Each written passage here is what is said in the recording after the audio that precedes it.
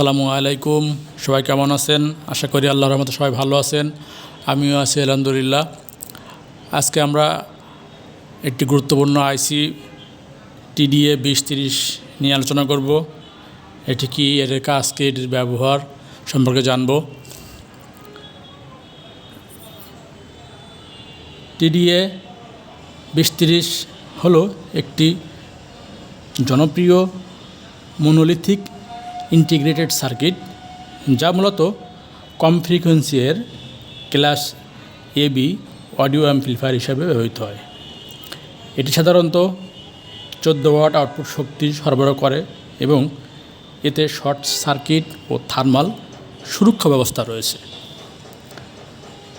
এর মূল বৈশিষ্ট্য সুবিধা হলো এটি সাধারণত 4 ওহম লোডে 14 ওয়াট আউটপুট পাওয়ার সরবরাহ করে।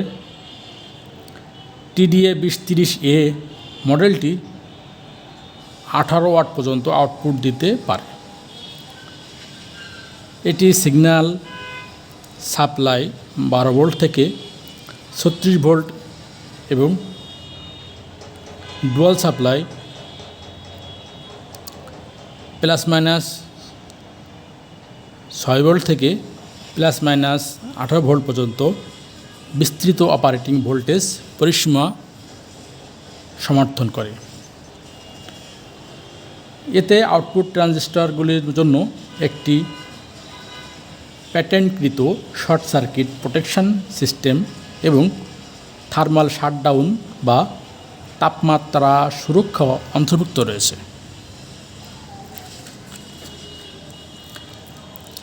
এতে খুব কম হারমোনিক এবং ক্রস ওভার ডিস্টরশন বা বিরূপতা রয়েছে।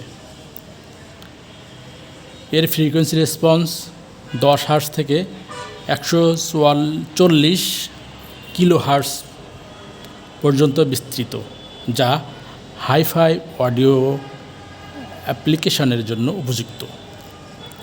এটিও অডিও সিগন্যালকে শক্তিশালী করতে ব্যবহৃত হয়। এটি প্রায় 14 ওয়াট পর্যন্ত আউটপুট দিতে সক্ষম, যা একে ছোট স্পিকার বা সাউন্ড সিস্টেমের জন্য উপযুক্ত করে তোলে। টিডিএ 2030A হলো টিডিএ 2030-এর উন্নত সংস্করণ, যা অপারেটিং ভোল্টেজ এবং আউটপুট পাওয়ার বেশি থাকে। এতে দুটি ইনপুট পিন থাকে, একটি নন ইনভার্টিং ইনপুট এবং একটি ইনভার্টিং ইনপুট, যা সিগন্যাল কন্ট্রোলের জন্য ব্যবহৃত হয়। এটি সাধারণত বিভিন্ন audio amplifier, board, music system এবং ইলেকট্রনিক্স প্রকল্পে ব্যবহার করা হয়। এটি ভালো মানের শব্দ ও যথেষ্ট পাওয়ার আউটপুট প্রদান করে থাকে। এই যে আমার হাতে দেখতেছেন একটি 2030 আইসি।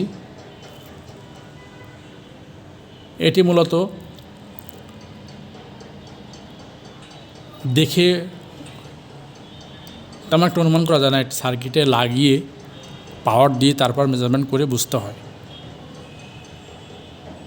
এটি যখন বোঝা যাবে যে ভালো অথবা নষ্ট কীভাবে, সেটি হতে হলে আমার হাতে দেখতেছেন এই দুটি আরেকটি আইসি দেখতেছেন যে এটা বার্ন হয়ে গেছে বা ড্যামেজ হয়ে গেছে, তখন হয়তো ফিজিক্যাল কন্ডিশন থেকে বুঝতে পারবো যে এটি নষ্ট হয়ে গেছে বা পুড়ে গেছে।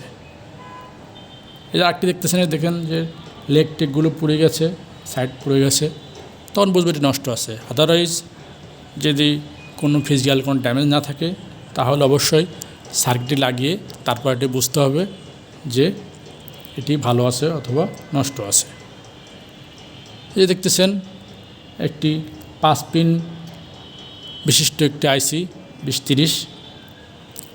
এটি সহজে বুঝতে হলে একটি চিত্রের মাধ্যমে আমরা আরও ভালো বুঝতে পারবো।